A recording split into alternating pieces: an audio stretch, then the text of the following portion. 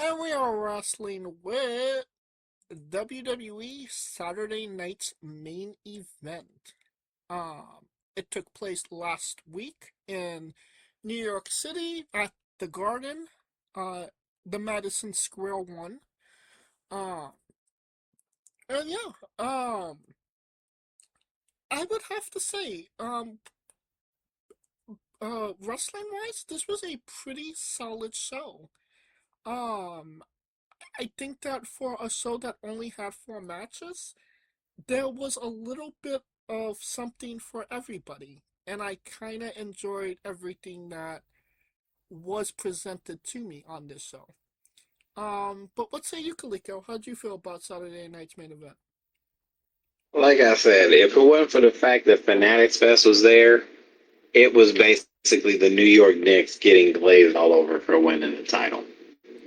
Oh yeah, And keep in key context, oh, they happened to run this a day before the World Cup final, which is the so I mean, yeesh. WWE, y'all gotta get y'all schedule together, bro. Y'all used to be on point. Now y'all tripping. Y'all trying to like, oh yeah, let's squeeze this shit in before people pay $10,000 for Messi tickets. Anyway, y'all tripping. Y'all fucking tripping. And you know you tripping. See, that's the other part. It ain't that they just tripping. They know they tripping. well, let's get into it. Fatal Influence, Laney Reed, and Fallon Headley with JC Jane defeated Paige and Brie Bella to capture the WWE Women's Tag Team Championship in 7 minutes 15 seconds. I think it was a solid match. I think that all parties knew the assignment. There was JC was a factor in Laney and Fallon winning as well. Um, so I think that everything worked. All of the cylinders were going the right way, and yeah, and it definitely didn't overstay its welcome. So I think all in all, this definitely worked in my opinion. What say you, Kaliko? I mean, did I call it or did I call it? That's all I'm gonna say. We both called it. We I mean, I told you. we I both thought. we both said that we thought it was going to be a fatal influence, but we wouldn't be surprised if it was going to be Paige and Brie because they we thought it was going to be the last people that they wrestled at Saturday night's main event. Yeah, but I told you JC was going to be a factor and it keeps him hot. See, and then that means, hey, uh, JC's winning money in the bank. Do not, I'm telling you right now, if I could, where's Kalshi? I'm about to go to Kalshi. I'm about to put that money on. I'm putting my money where I'm going to start putting my money where my mouth is. JC Jane money in the bank. Baby, we about to put it on the wood. Live and we're doing it live.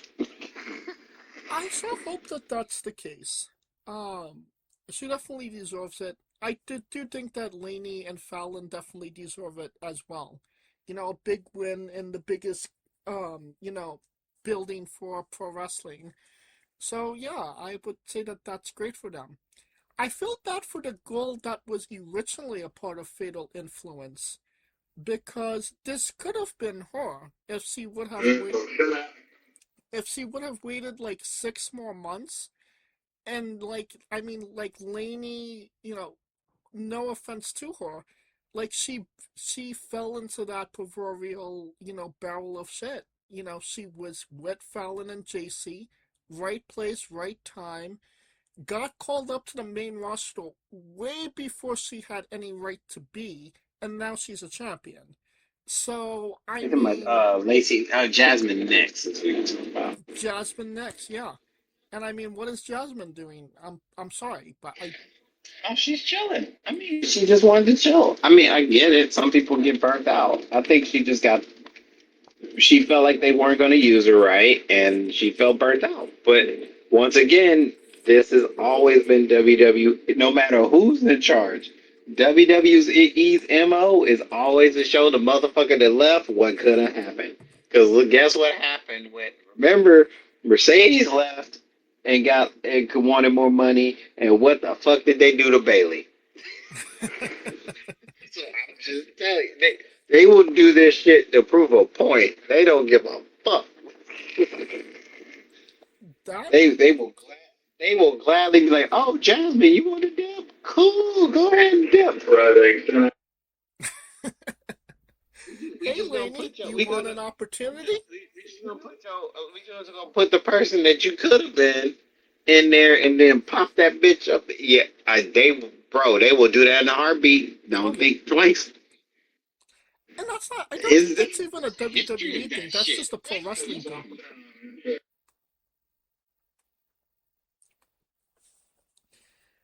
Alright, how many stars do you give this one? If the conductor is not talking to you as we This speak. conductor, man, these conductors, boy, you know what? I took this train for 4 years. This is the longest winded conductors and bartenders I've ever heard in my life. They're like, fucking A. But, Jesus Christ. But anyways, it did what it was supposed to do. Um, I give it, honestly, I mean, 3.5. I'm gonna give it a 3 because I was right. Half a star bonus because I was right. I will also give it 3.5 stars. Not because I was right, but because it checked all the boxes of what it needed to do. All the players, worked well, and it was, somewhat of a memorable match. So 3.5. Alright, now we have a no disqualification match. Danhausen defeated JD McDonough with Dominic Mysterio in 11 minutes 35 seconds. Whew, what a what a presentation. There was a Godfather-like intro. DJ and Dominic were shitting on the Knicks. Danhausen was in Knicks colors. There was midgets. There was NBA champions. Um, there was a lot going on in this match. But yeah, I think that I was all for it. I think the right the right guy won, considering the context. And it just kind of all worked because it was putting a non WWE a non wrestling person in a position where he could actually succeed and get the people, behind what they were doing. Talking to the guy Now at the you, ending of the now you show. bullshit. Pat Williams, or the Cat Williams, Carl Anthony Towns. I mean, he's only like the reigning NBA champion. I told you it was gonna be some mad Knicks. I keep telling you, man. Oh yeah, I was like, if it wasn't Jalen Brunson, it's gonna be somebody. It's gonna be a Nick. And they just picked the biggest. Who's the tallest in New York Nick? We can use him. Okay, cool, bet. well, I mean, for the context of what they were doing, it made perfect logical sense for a Nick to be in, this match because of everything between with Danhausen. There was literally a fucking Danhausen parade before the show. Well, duh, because he was already probably part of the parade when they had the parade for the title.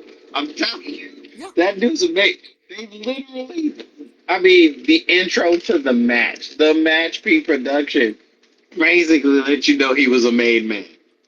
yeah. So, I mean, yo, what more do you want? How about how many What? stars? Oh, continue what you were saying. I mean, the star is 2.5 because it went just the way I thought it would. Jalen, instead of Jalen Brunson, they just used tall Carl Anthony Towns and fucking Dominic selling a choke slam from someone who is usually labeled soft in the NBA is a fucking merit within itself. I'll be nicer. 3.5. I thought this was a good, entertaining match for what it needed to be, and it hit like the match before it. It hit all the boxes. So, um, yeah. All right.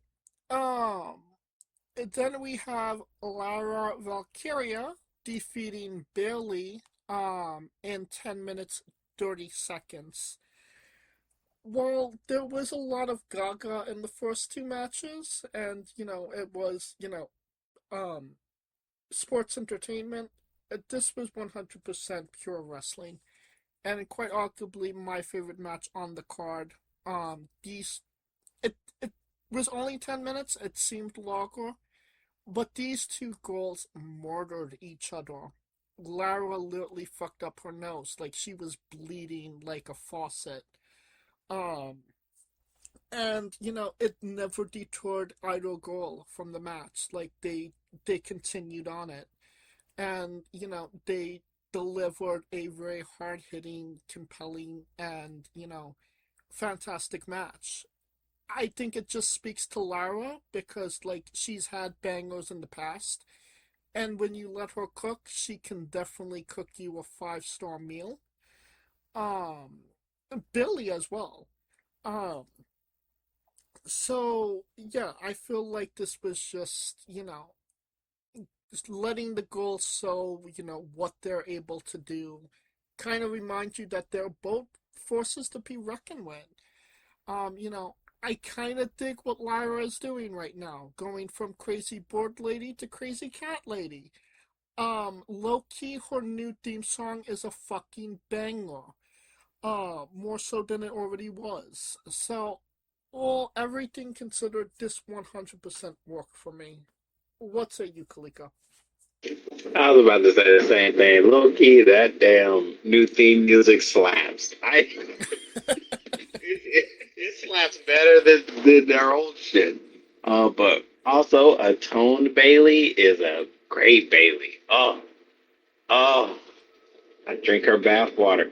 Anyway, but the match, yeah, you know what's funny? Even though the blood got added inadvertently, it added the intensity. It added to the intensity of the match or the personal disdain that they had for each other, right? Right. And and that actually helped. Even though it was inadvertently, it added an element to the match. Lyra winning, didn't see that coming because I thought Bailey was gonna kind of keep it rolling. But I get it because from the sense of Lyra's the one that's snapping, so Lyra is feeling quote unquote justified. Drew McIntyre, shout out. Anyways, and she felt so justified that she choked her out. Not only to win the match, choked her out after the match and threw her ass on the steel steps after. So that tells me everything I need to know. Now the question is, where do they take her from here? That is the key element because to me, her beating Bailey screams to me either A, she's done and she's going to try to move on and Bailey is chasing that revenge, or B, this is just a done data and Lyra can actually move to a contender within her sights. And I mean, Tiffany Stratton is a person I could see within her sights.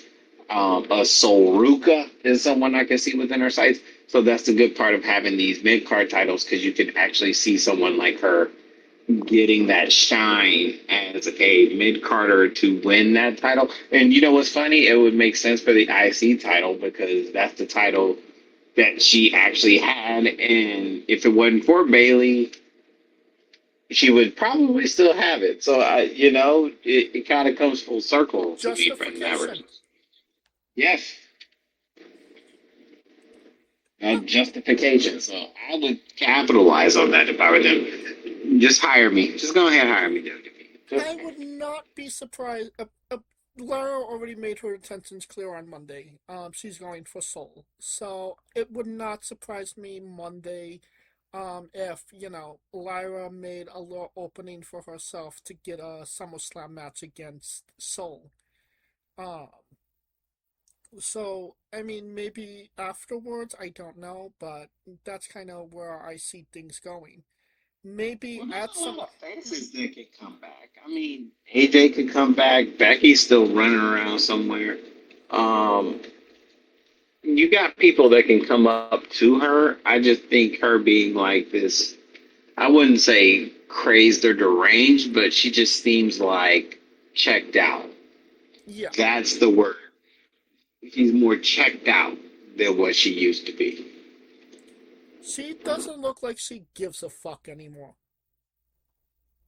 I mean, she looks hotter with the evil clothes than the good clothes. So the beige cut up sweatshirt does it for you? I don't know. Looking homeless does good for some people. I don't quote me on that, but sometimes it looks better. I don't know. Okay. Looking Like homeless. Bailey face. Bailey is a heel. Boy, she had that Karen look. Oh, buddy, buddy. So looking homeless, looking hot. Okay. Gotcha. How many stars you give this one? I mean, this was the match of the night. I would give it a 4. And I think we're on the exact same page. I agree. Four. Alright. And that brings us to the tag team main event. If Gunther and Sammy win, they are added to the undisputed WWE Championship match at SummerSlam. Cody and Punk defeated Gunther and Sammy in 14 minutes, um, 8 seconds. Um, I think that this match had all the elements it needed to, and it was definitely a big match fight feel. We had miscommunication between Punk and Cody, which obviously adds animosity to them, which is good. Um, Gunther got screwed out of the match by Nick Aldis, obviously setting up their match. Sammy is just kind of stuck in the wind at this point. I think that it served all its purposes very well. Obviously Punk, slapped Cody in the face with the belt afterwards. Just adding to the tension. I don't think that there was a lot of super memorable moments in the match, but I do think, like again, it served the purpose that it needed to. Um, and it did that at least. Those parts were important. So, what say you, Kaliko? I mean, yeah, it had all the good things, but once again, the shenanigans by Aldous causes them the title. Oh, it causes them the title pretty much. The shenanigans. So it did what it was supposed to do to get Aldous and Gunther going. Where does Sammy go from here? We'll figure it out because former champions not getting rematches. I'm just saying.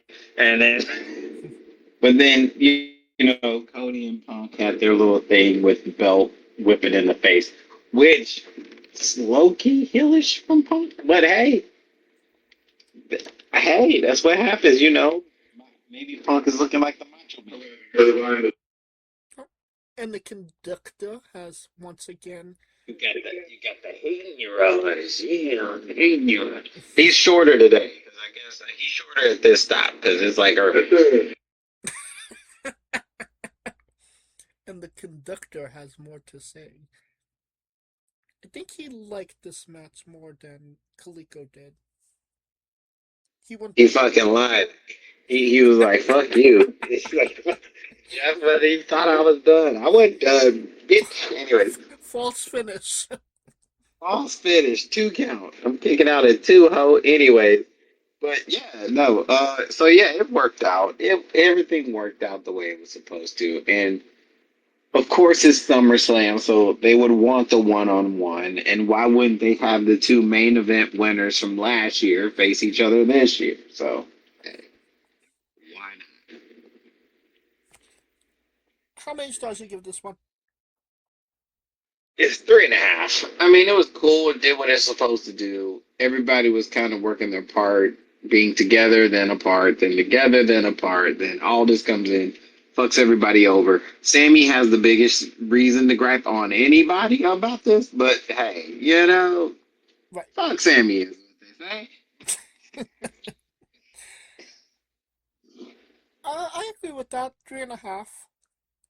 Um, like I said, just all around a solid. So, um, I really feel like you could just, we could just end it there. I mean, there is literally no reason to have a, review what happened afterwards with Roman Reigns and Jalen Bronson. Like, I'm sorry, maybe he's an NBA champion, but the guy has all the personality of a wet paper bag. Um, and I don't think that it added to anything on this show. I would more than likely say that it took away. Um, Well, the whole point of him being there because he's the most important player on the fucking team. He's basically their team MVP. But the problem is that he looks like the type that he doesn't enjoy wrestling, and yet they brought him on because as much as people don't like Tyrese Halliburton at least enjoys the shit. Yeah. he was coming with a fucking chair, like he was ready. No. My point is like he's all in for it. That's my point. Like he was all in for the wrestling. I mean, they would have been better off bringing LeBron James because at least LeBron James could fucking be all into the wrestling. Like you want to bring people who are happy to be there, and that's why I said Jalen Brunson is there only because of the Fanatics Festival, because of the fact that he was a guest at Fanatics Fest where people could take pictures with him, and he just because he won that title, it went from like $200 to $800. Right. That's a So very that's fanatic fest thing to do. no shit. So I mean, but I get it. Hey, I'll take advantage of that. Knicks haven't won a title in damn near my whole lifetime, and they finally get one. I'd take advantage of that shit too. Right. But I mean, like, legitimately, like, you could, after the Cody Punk match, like, you could literally kill this show, turn it off, do something else, and you would have not missed anything. Because what happened afterwards added nothing to Roman such rivalry. If you're not a Knicks fan, if you're not a basketball fan, if you're not a fan of If you're not a anything that, Pacers fan, if you're not a Knicks fan, Pacers fan, any fan, because it would take someone who knows the NBA to understand why Tyrese came out in the first place. exactly. So, yeah, it primarily most of that segment was sped up by me because I knew that nothing significant was going to be said. It was just, blowing smoke up each other's asses. Well, not really. I will give them this. Tyrese Halliburton. Now, for those who, this is where I give the breakdown. Coleco Sports Connection Breakdown. All right. So, of course, Roman, being the tribal chief, is acknowledging the tribal chief of NBA right now, which is Jalen Brunson, because they just won the NBA title. Right. Tyrese Halliburton coming out is because of the simple fact of two reasons and two reasons only. One, the last time the Knicks lost in the NBA playoffs, it was to Tyrese Halliburton.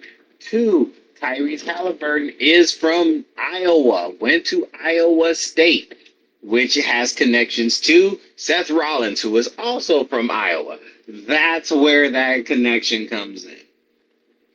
And that's where the Tyrese Seth connection comes in because they are both from the state of Iowa. Halliburton went to Iowa State, the whole shebang. There you go. All right. This And show that as is Sports Connection Breakdown. this show as a whole, thumbs up, thumbs down, thumbs in the middle. I mean, as a whole, watching it in my backyard, drinking, eating wings. I mean, 3/4. It was cool. It was cool. It was cool. I mean, anytime wrestling comes on, I'm happy as fuck, so I can't get mad. But, did it blow my socks off? Nah. But did it do what it was supposed to? Yeah.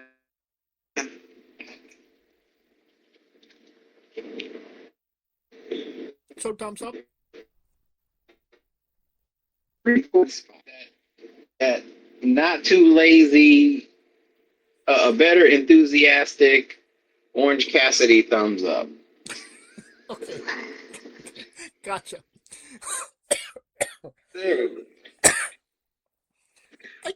I just give it a thumbs up. I thought it was good. It entertained me from start to finish, so I was happy. So thumbs up. Alright. That will conclude our coverage of Saturday night's main event. Hey folks, this is the Colossal Mike Law, and you are listening to Wrestling with Entertainment. Enjoy the show, support these guys. We appreciate it very much. We'll see you at ringside.